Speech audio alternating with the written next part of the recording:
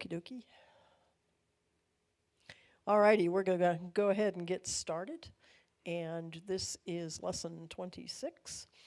And tonight we're going to be looking at Proverbs 3, 5, and 6. So we're going to look at my favorite Proverbs pretty much. I quote these all the time. And so tonight I actually get to expand and expound a little bit on them, which I don't normally get to do.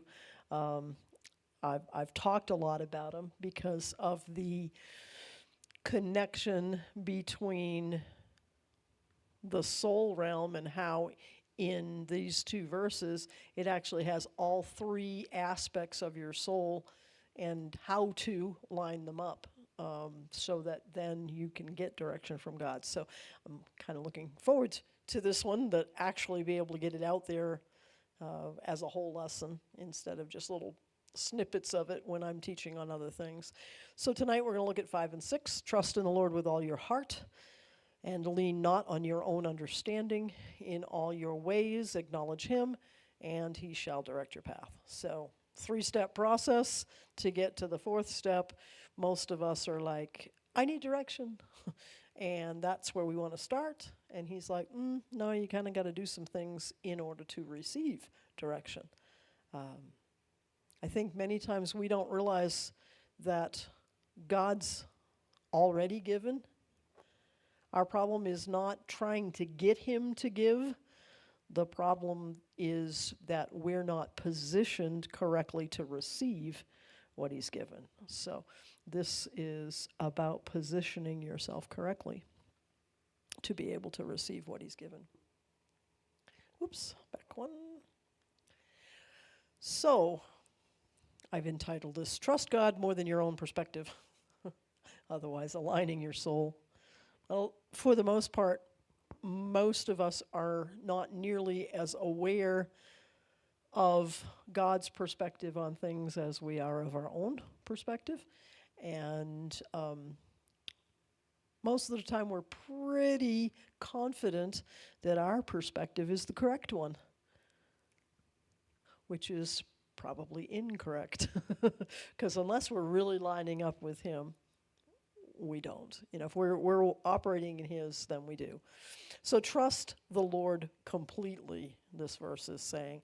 Perhaps the most famous verse in Proverbs, and there are 5 commands in this, and a lot of times we don't think about it, but you could begin like where it says trust in the Lord, you could say, you trust in the Lord. It's a command. You lean not. You acknowledge. So it's putting it very directly, and it's not like, well, the other people need to. No, you, you need to. But especially coming out of Hebrew, you don't see the word you put in there. It would probably be more correct English to put that there, so you know it's a command, and you know it's coming right at you. But then even the concept of he shall direct, you have to receive the direction. So even in that one, it's there.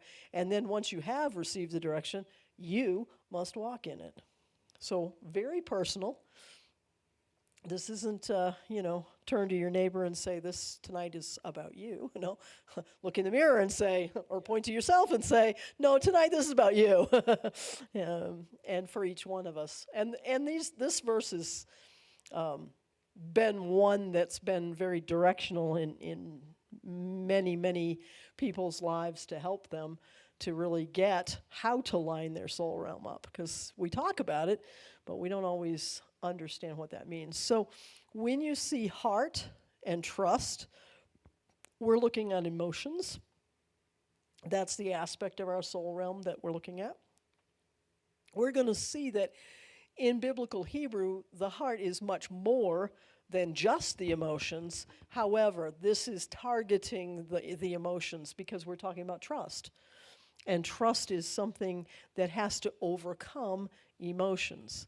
So when you are not trusting, it's usually because of an emotional trauma where you can't trust because somebody hurt you. Well, hurt means emotions.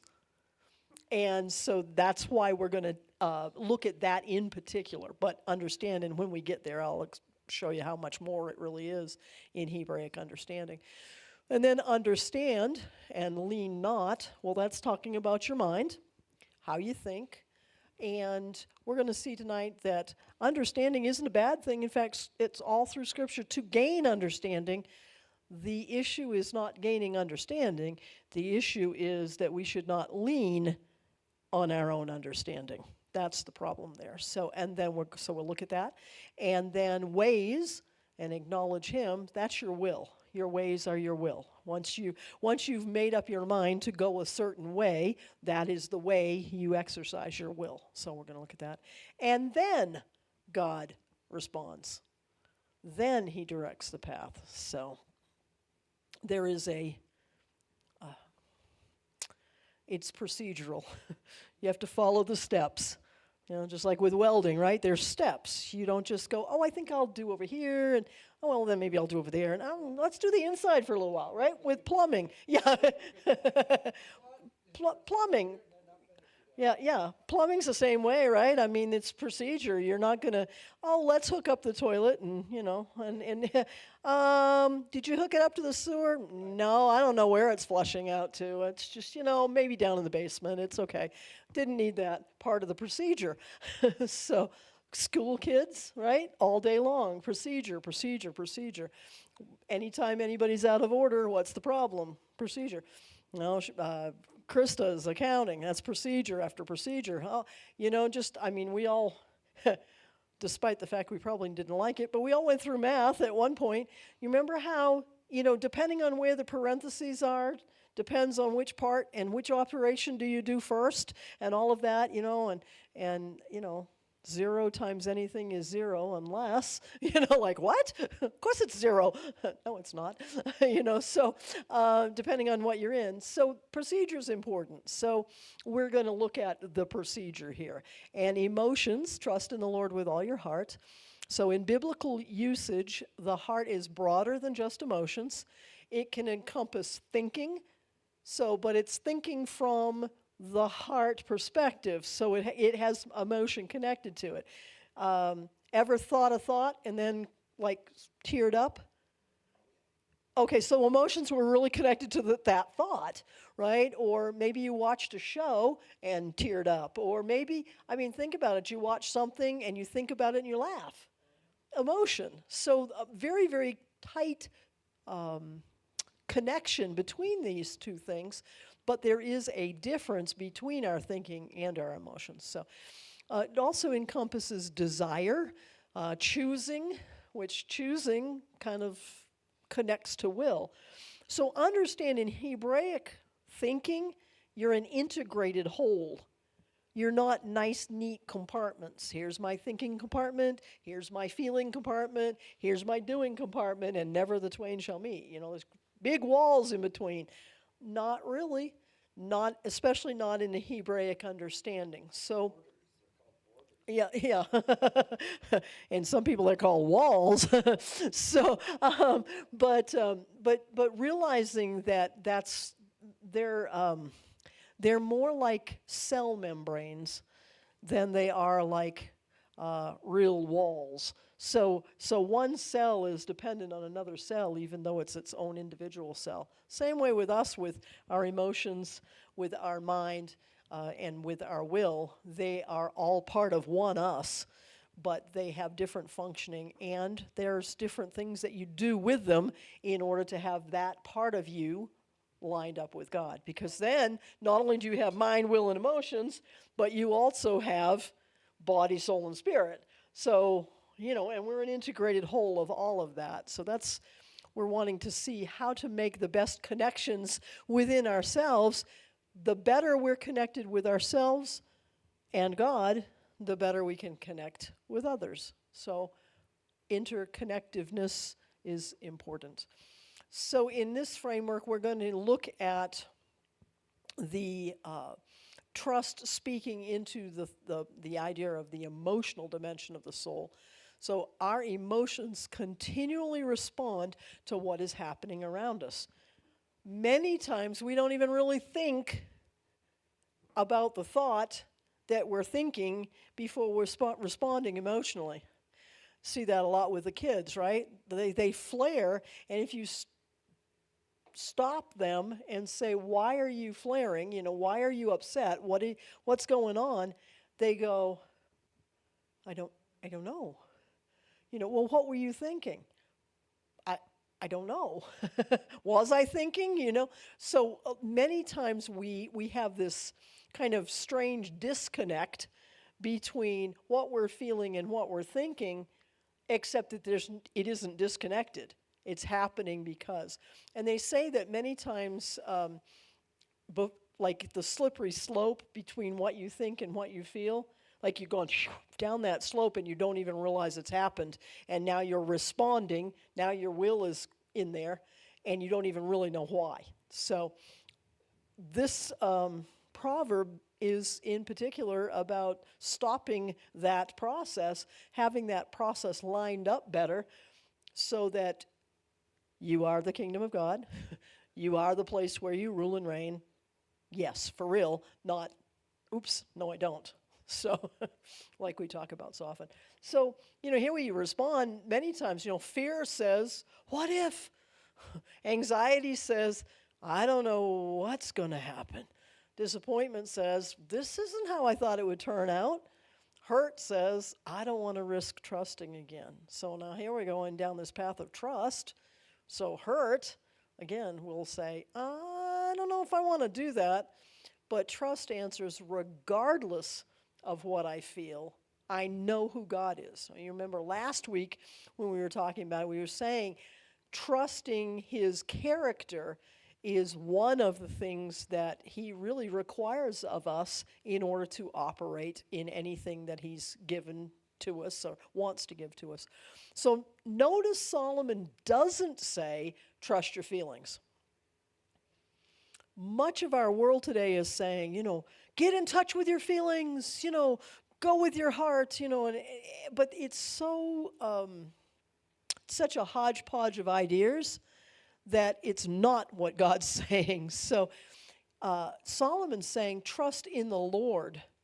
The object of your trust matters. It matters that you are trusting him. It matters that you're not trusting yourself. It matters that you're not just going with your emotions. It matters.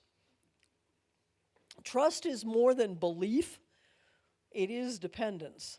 So if you're doing it your own way and saying, oh, I trust God. No. No, you don't understand what trust means. So the Hebrew word for trust means to rely upon, to place one's confidence in, or to feel secure. And the opposite of trust is self-reliance. So a lot of people are saying they're trusting, but when push comes to shove, and now they can't do something, or something is, quote, out of their control, that's when you find out it's not really trust. It was self-reliance. Because now you can't do it the way you've always done it, and now you're out of sorts. That's because you were actually trying to rely on yourself and not really relying on God. When you're trusting God, there's a lot of times where nothing makes any sense at all, and you have to choose to be okay with it. And that's quite a choice. Faith doesn't require us to deny emotions, however. It teaches us not to make emotions the final authority. So, when you're hurt, you're hurt. When you're sad, you're sad. When you're happy, you're happy. I mean, those are real. But the way that we spin them is what makes the difference. See, we seem to think that certain things are positive and certain things are negative when it comes to emotions. Like if I listed off some emotions, you would automatically have, well, that's a good one or that's a bad one. One of the classic ones, anger. And yet anger is the one where God says, be angry and sin not. So in other words, there's a place where anger is okay. It's not a negative. If it's got sin connected with it, that would probably make it a negative. So we have to grasp that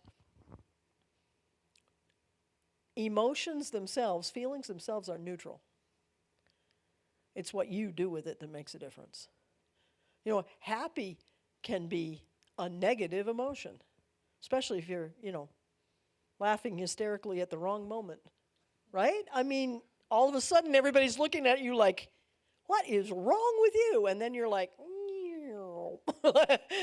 that happy was suddenly a bad thing. But it was because of how it was spun at that point.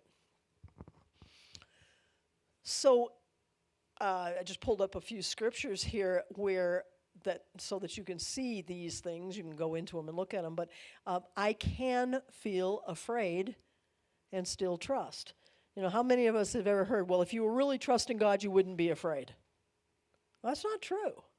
You can still be afraid and still trust. In fact, Psalm 56, verse 3, David says, what time I am afraid, I will trust in you. So, I mean, that's directly what we're talking about here. So, Psalm 56, 3 is a good one to remember if you're feeling afraid and then you're kind of down on yourself for that.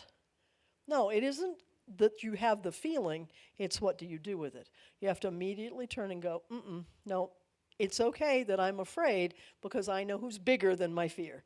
I know who's bigger than this situation, and I trust in him. So I can feel confused and still trust. So this is a great one because I hear people all the time say, well, confusion is not of God.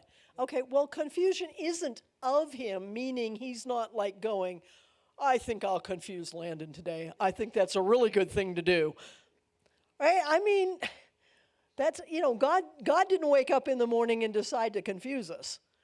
So, yeah, God is not the author of confusion, but you can be confused and still trust. So 2 Corinthians 5:7 is the one I chose to put there for that, which is the one that says we don't walk by sight, we walk by faith. What? So there's times when I don't know what the right thing to do is here. That's called confusion. Well, that's okay. In that moment, I'm going to trust him, and I'm going to operate according to what he says, regardless of if I understand that or if it's muddled in my mind. Like, I'm not sure this is going to work out, but he says do it, so I guess I better just go ahead and trust him and do it. So see how that works? I can feel disappointed and still trust. I don't know why we think that we have to be happy Christian, happy all the time. Now, back in the day, we did a play, and it was all these different versions of Christian. And happy Christian was like, happy, I'm happy all the time. Somebody just ran over my dog, but I'm happy. Like, no, you're not. You're sad and disappointed. Somebody just ran over your dog. That's not a good thing. Well, David in Psalm 43:5 deals with this correctly. He says, why are you downcast, O my soul? And why are you disquieted within me? I will hope in God. So it's like you have to grab a hold of your soul sometimes. Your soul is having an emotion that it wants to spin in a negative. I mean, we'd say being afraid is negative. We'd say being confused is negative. We'd be saying disappointed is negative. Well, how about if we just learn to say, well, that's neutral, and I'm going to trust God regardless. I mean, it doesn't feel good. There are things we don't like to feel. Who wants to feel afraid, confused, and disappointed? Okay? Last one I put up there was I can feel uncertain and still trust. And so I chose Jeremiah 29:11 to go along with that, because God says, I know the plan I have for you. It's a plan for good and not for evil, to give you a future and an expected end. Like, I know where you're going with this. Don't sweat it. So that's definitely, uncertainty. I hear people a lot right now in the world really uncertain over a lot of things. So what? So what? If you really put your trust in God, none of that matters because he's got it. In fact, Krista, the other day, is something was going on, and that's exactly, I mean, he spoke to her and said, I got this. And she's like, doesn't feel like it, right? I mean, it doesn't, but that's the time you choose trust. Trust is a choice, it's not a given. Trust is something you choose to be in, not, well, I'm there because everything's great. So trust brings the emotional life under confidence in God's character. So you have to choose to do that. Just like if I wanted to bring something under this table over here, I would have to choose to put it under. Like, you guys don't even think about it, but when you sit down, you're choosing to put your feet under the table because you're choosing to lean on the table. So you trust that when you lean on the table, it's not going to crash down on your feet. But you never thought about it because there's an aspect of, this is a table, I trust what a table does. This is a chair, I trust what the chair does. I mean, I didn't see anybody go, okay, well, I think this will hold me up. Oh, I don't know. Should I really sit down? We trust that those things are going to function according to their design. How come we have such trouble trusting the character of God? Because he is definitely going to function according to his design. He was the one that was and is to come. He was the one that was before anything else, and everything that is came from him. So if we can trust in anything else, why in the world can't we trust in the one who created it all anyway? So trust brings that our emotional life under that. We make that choice. We have to, and we have to choose that daily, or many times more like moment by moment. There was a song years ago, Just One Day at a Time, Sweet Jesus. I think we should sing it just, 1 second at a time, because really where we get in trouble is that we've gotten our eyes off from his character and his trustworthiness. And then it goes on and it says, that trust is with all your heart. So this isn't half-hearted trust. There are moments when we essentially say, God, I trust you as long as your direction agrees with mine. That's kind of how we do it. Like, wait a minute, I don't think I like what's going on in here, so it must not be God. Right? I mean, how many have ever felt like you're getting run over by a demoned Mack truck, and you're like, I must not be doing something right, or maybe God's not. I mean, you're with Jesus saying, why have you forsaken me? And he hasn't. Everything's going according to the way it's supposed to, but we're not really trusting because we're now starting to look at the circumstances, or we're looking at ourselves, or we're blaming it on the enemy instead of just going, you know what, I'm going to rest. And I'm going to trust, even though this isn't necessarily the way I want it to be right now. It sounds a lot easier with me teaching it than it does to actually walk that out every single day of our lives. Trust becomes visible when God's wisdom contradicts our instincts. So when you are in a mess and you are choosing to stay in peace, that's when your trust in him actually shows. Because otherwise, it just sounds good. But when it's tested, that's when you know it's real. So this is the place of alignment for our feelings. I see people all the time who are very much tested in their level of trust because of all the difficulties that are going on in their life. So the real test of trust is disagreement. When my emotions say one thing, my experience says another, and other people advise something else, and circumstances seem to point in another direction, will I still trust what God has said. And I see this all the time. Well, God's told me blah, blah, blah. And 2 minutes later, maybe 2 days later, maybe 2 weeks later, but all of a sudden God's told them the opposite or told them something very, very different. And I'm always surprised because the way they describe their relationship with God makes God sound bipolar. I'm pretty sure he's not. All righty, that was just number one. Number two is our mind.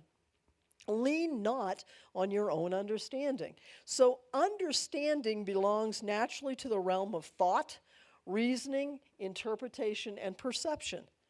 Understand, God gave us our minds. Our minds are, like that commercial, a mind is a terrible thing to waste. I mean, our minds are good, godly pieces of our toolbox. The things that we're supposed to have. Proverbs repeatedly commands us to seek knowledge and understanding. So Solomon isn't advocating irrationality. And I have heard Christian people say, oh, well, you're not supposed to think. Yes, you are. You're absolutely supposed to think. But Scripture tells us very clearly we're to think his thoughts after him. So the issue is not whether you're thinking or not, it's what you're thinking. If you have your own way of thinking and it does not line up with his way of thinking, guess what? You're not going to convince him to think like you do.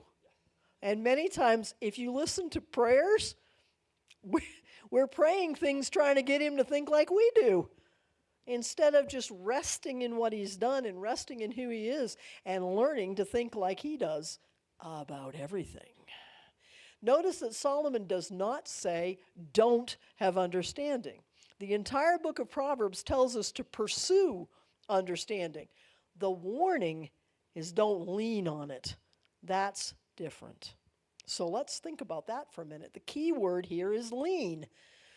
Don't put the full weight of your life upon the conclusions of your own limited perspective. And that's what most people do. They see something a certain way, and then no matter what you try to show them to help them to see that their perspective is skewed, they're going to lean on it. It's like me leaning on this thing.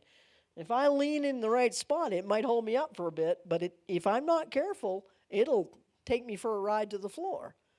And that's the way it is with most people and their understanding. So a walking stick may be useful, but if you place your full weight on something incapable of supporting you, you will fall. So in this case, looking at this picture, is the man's walking stick the ultimate problem? He's on the edge of a cliff, and that cliff looks pretty iffy. So he's leaning on his own understanding in such a way that he is very close to falling. So many times, can the man see the edge? It looks like it from the way this picture is. Does he really think the stick is going to help him? I don't know, but that's the way we can be with our perspective and our thinking, because we're not seeing all of everything around that God is seeing. But we're going to go by what we think. That's, again, back to that verse. We don't walk by sight. We walk by faith. If he's walking by sight, you'd think he'd stop. But, let alone faith. Faith is, well, this edge keeps going, I guess. You get my point. You have to be careful what you lean on. Our minds interpret circumstance. Well, this must mean da-da-da-da-da. How many of you have gotten a word from God? And then you decided what that word meant. That's what usually happens. You can get a word from God, and that's great. But then if you start tailoring how that's going to come about and what that means and where you're going to go with it and so on and so forth, you may find that your perception of the word and his perception of it was different. So instead, we should just kind of okay, Set that thing on the shelf and let him fulfill it. I mean, many times people will get the type of thing where they get the stirring that they're supposed to be in ministry. And they run off and try to fulfill that instead of letting God fulfill it. Let him bring the opportunities. We push into things where it's our perspective that's doing it. That's what you see in these questions. This must mean, therefore I should. Well, I don't see how. Oh, that one's a great one. Anybody ever challenge you to want more in your life? And then your brain says, I don't see how. How about the only possible solution is? That's a great one. Like, well, I guess I'm just going to have to, sell the house, give up the car, whatever, right? I mean, we go down this whole road of, well, this is the only possible solution. Krista can tell stories of having tried this is the way I'm going to have to do it, I guess, until she learned to sit down and do things where she's sitting with Father, and Father's saying, do this. And many times in those moments, she's going, wow, okay, you said it, so it's going to work, but I don't see how. There's that one again. So these are very real. Sometimes our reasoning is perfectly logical, but it's based upon incomplete information. In fact, I would dare say always our reasoning is based on incomplete information. The difference is whether we have to press into that because, well, after all, it's logical. And I am a logical and rational human being. Well, yes, you are. You were created to be logical and rational. But that doesn't mean you have to push yourself over the edge of a cliff because you're trying to lean on it.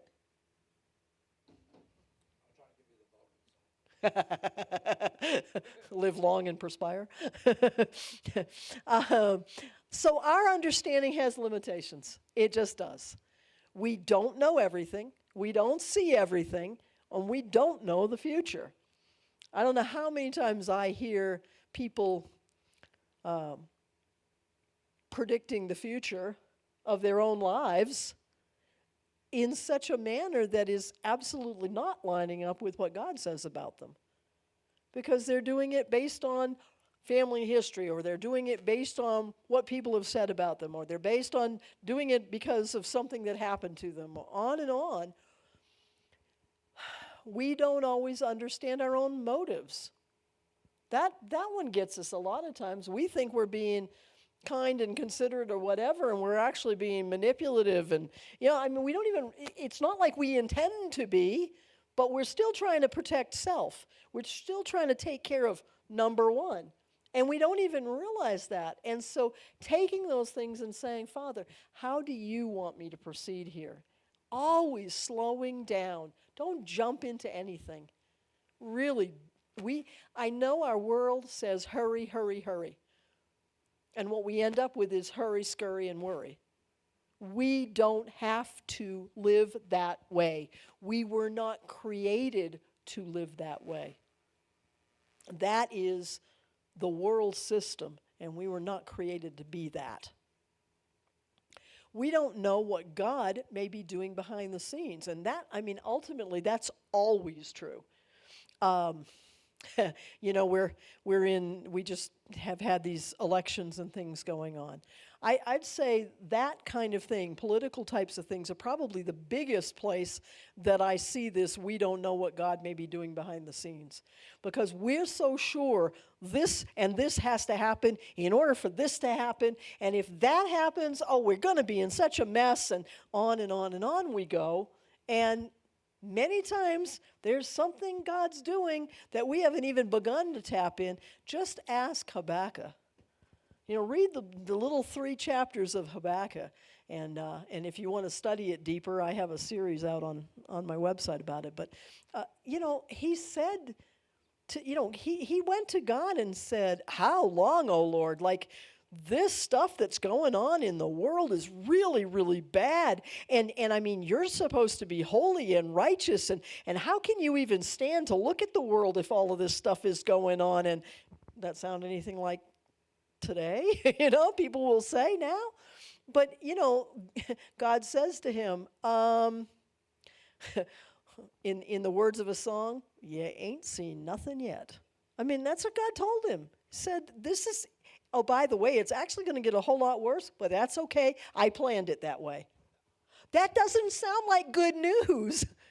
And by the time he got to the end of this, with conversation with God, he'd gotten to the point where he was able to say, though the fig tree failed to blossom, and there be no fruit on the vine, though there's no cattle on the hills, and there's no sheep in the stalls, yet I will praise thee. He'd gotten to that place where it was like, you know what?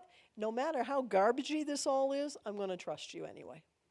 I'm going to trust you anyway. I can trust you. It's okay. And that is the alignment of our minds. God sees what our minds cannot. So, use your mind, develop your understanding, seek wisdom, think carefully. There's nothing wrong with those. Wisdom says, use your understanding, but put your weight on God. This gives us a powerful contrast. My understanding says, well, this is what I can see. But faith says, but God sees what I cannot see. You have to have that place of trust in him according to what you're thinking about what you're seeing. Or you're going to be over in the one before that where you're in fear instead of in faith.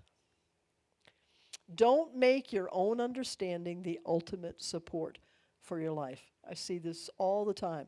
Oh yeah, you need that crutch, I guess, called religion. Okay, first of all, I'm not in religion. And second of all, people who can't walk straight should use some kind of an assistive device.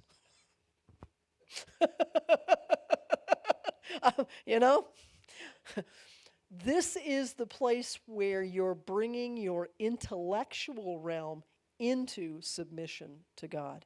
It's not that your intellect doesn't matter. It's that you cannot trust and lean on it. It's supposed to be a servant to your spirit, not the ruler of your life. The renewed mind doesn't stop thinking.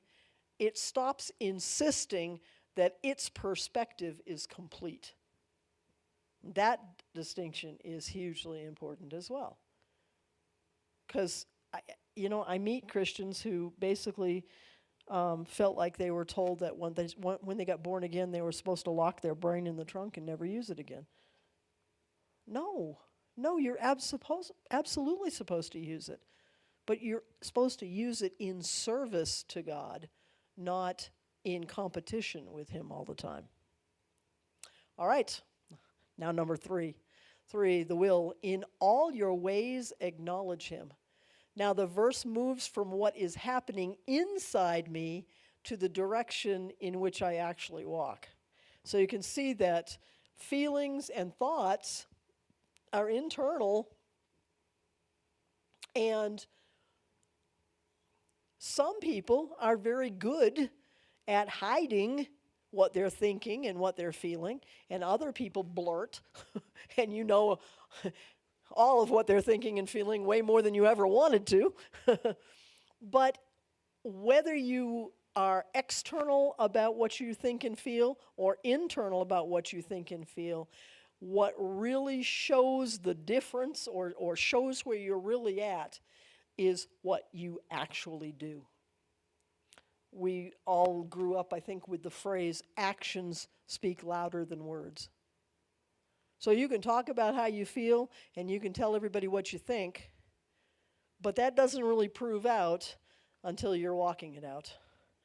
And then people see, oh, well, yeah, they said this, but they're doing that. From the abundance of the heart, the mouth speaks. As a man thinks, so is he. So you can be saying one thing, but what you're doing is going to prove out to be what's really in there. In all your ways acknowledge him. This deserves a deeper attention here because the word acknowledge sounds pretty passive in English. Yes, I acknowledge that God exists. Like it's, yeah, well, yeah.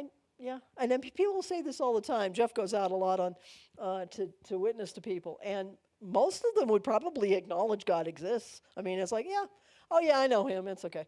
You know, it's like, but the Hebrew idea is connected to the word yada, and that word means to know, but not like, oh yeah, I know that, which is kind of what you get when they're just acknowledging that God exists. The thought is much richer, to know him in all your ways. So this is where we get into the alignment of our will. The Hebrew translated acknowledge him comes from yada, to know. So this is much stronger than remember that God exists. This is carrying the idea of knowing God and recognizing him throughout the course of life. So it's becoming knowing of him and being known by him. It's relational. Yes, absolutely. It's relational. It has to be a relation. In fact, the depth of the word here, to know, is to be intimately acquainted.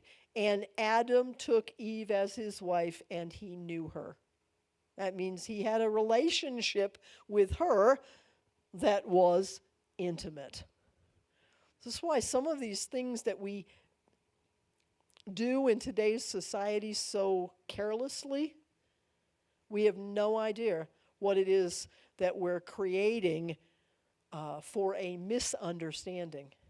Relationships of that quality of knowing are not meant to be had with everybody. And so it is with God.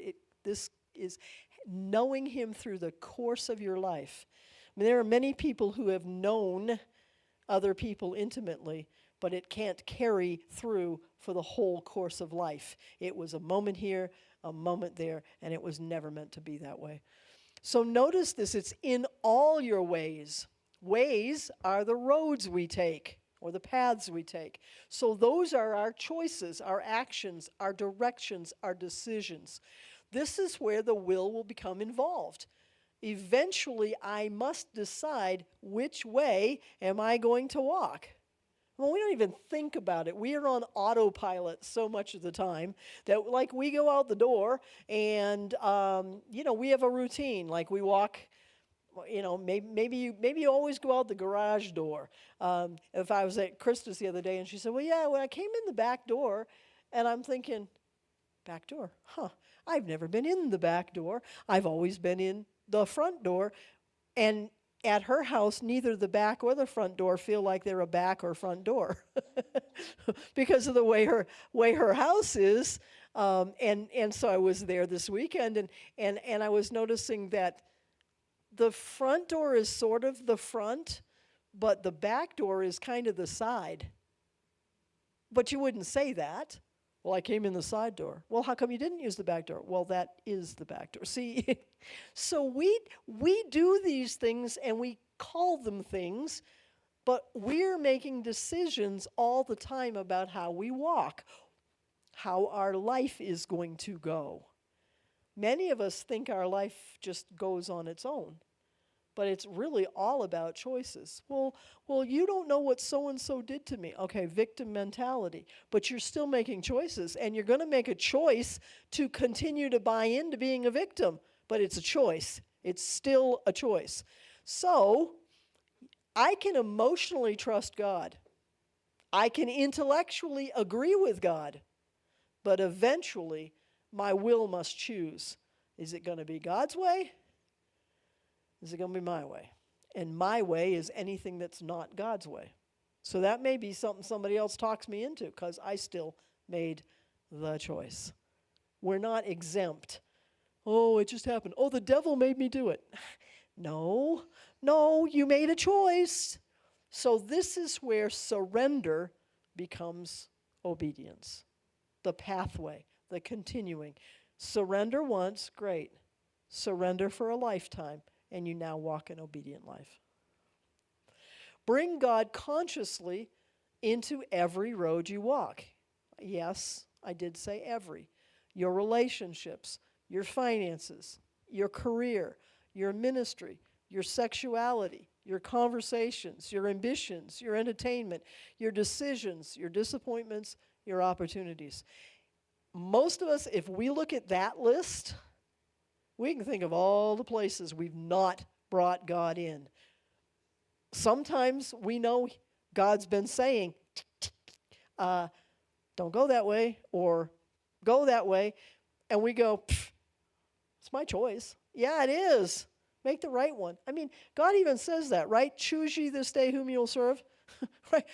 Like, it's your choice. Yep, go ahead. He says, I lay before you a choice. Here you go. Here's your choice. Life, death.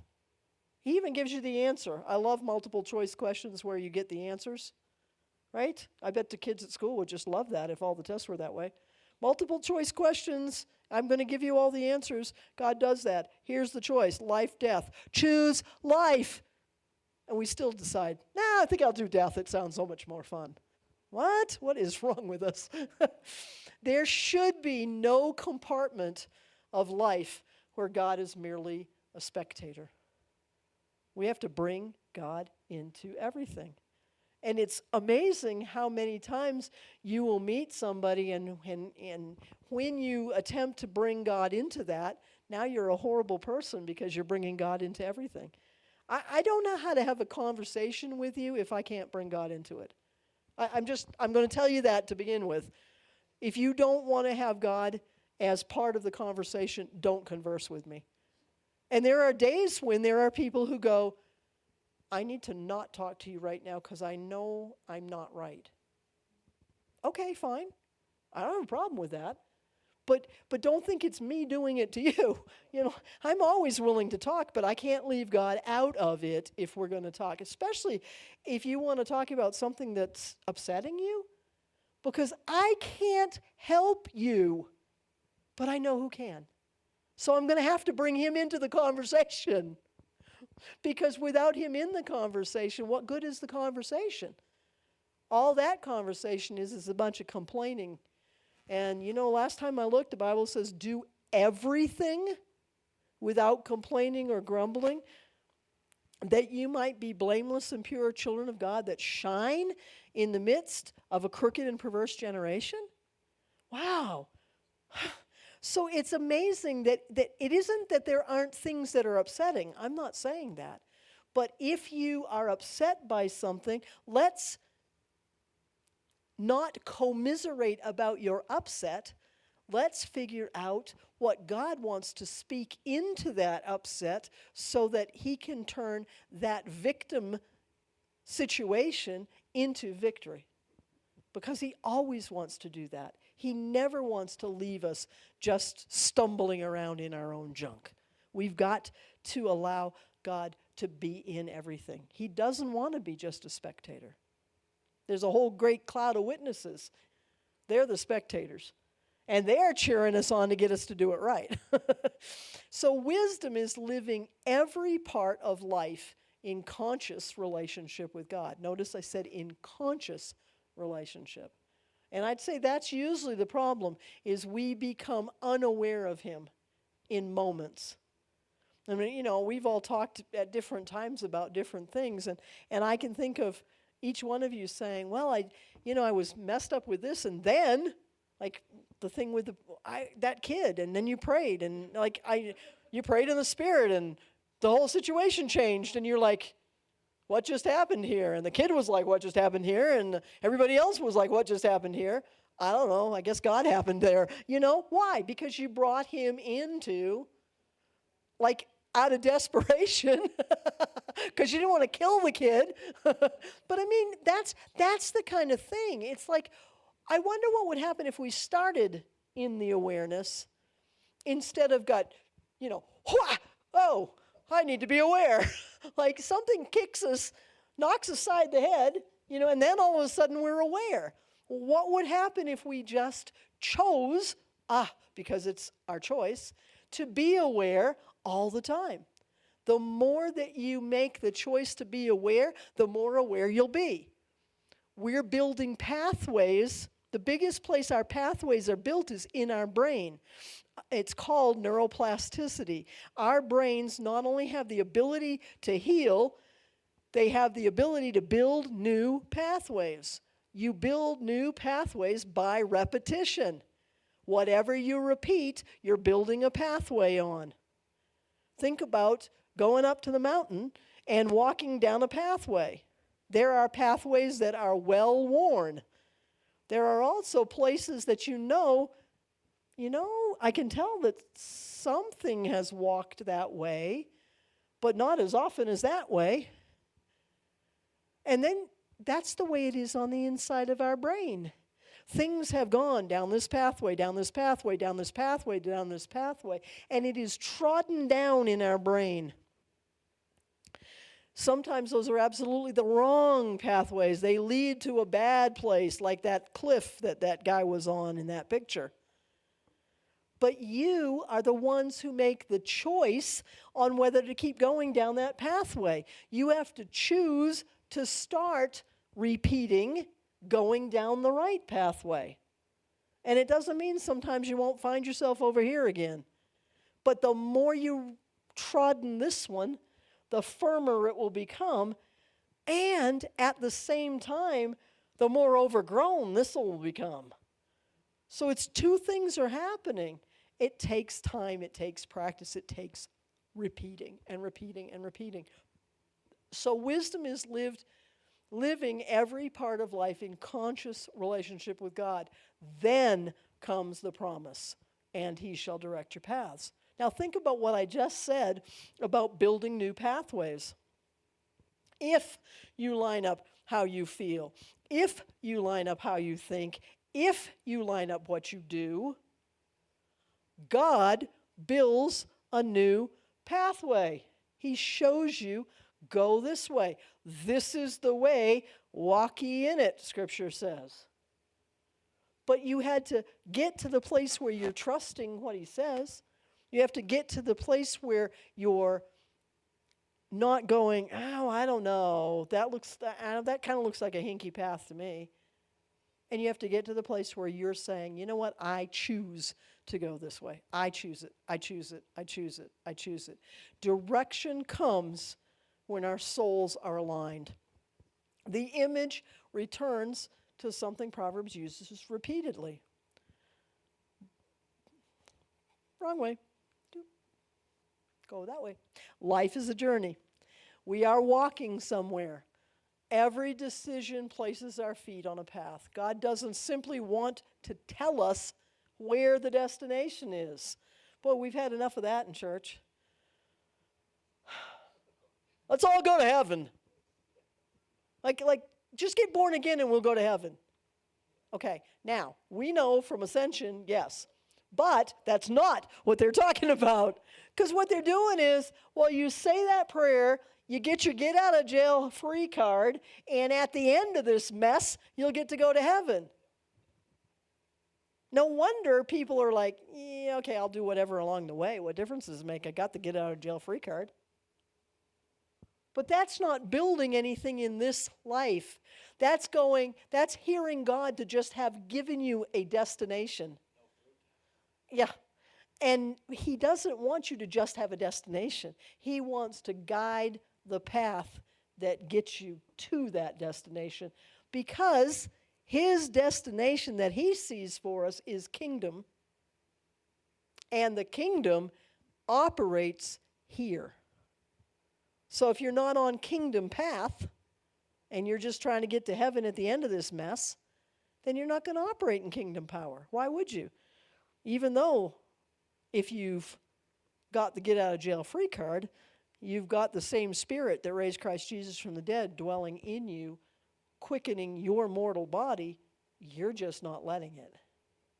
Because you're going down the path of death, going down the path of death. When Jesus said, I came that you might have life, and life more abundantly, that means he made a distinction between life.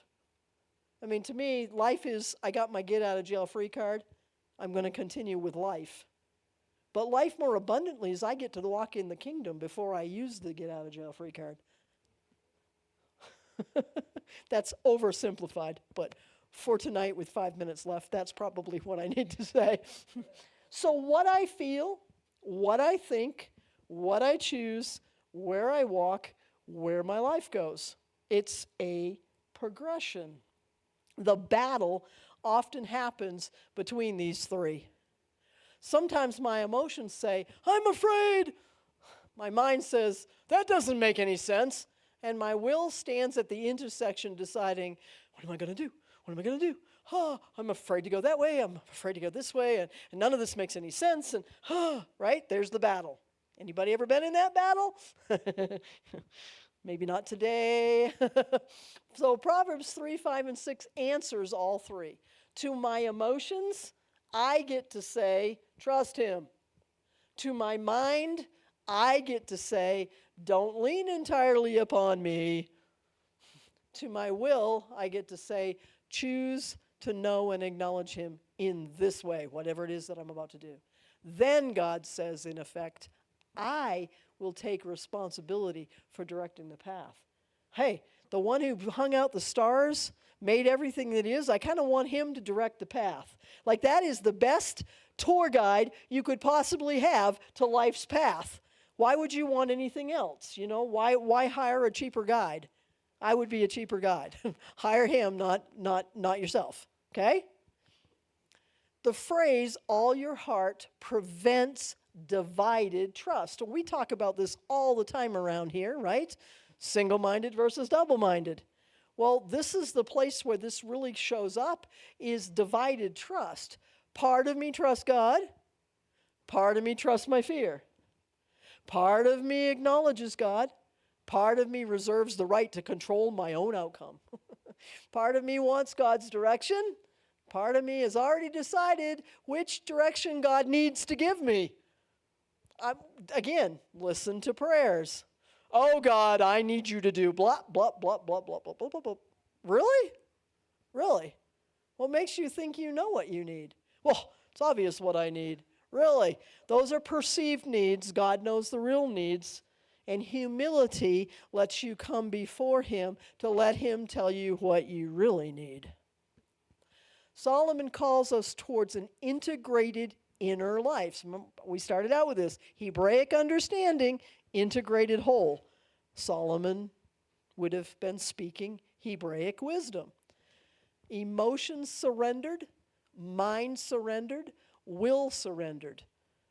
Now, I want to point this out. It is not the destruction of the soul, but the alignment of the soul under God. Why is that important? Because I hear people all the time talking about, well, you just need to die to yourself. You just need to die to yourself. You just need to die to yourself. Well, wow, that's such a great thought. You know, like, oh, okay, so we're talking about life and life more abundantly, and now we're going to say, but you need to die. Well, you got to die in order to live. Okay, well, isn't that like confusing? Like, what is actually meant there?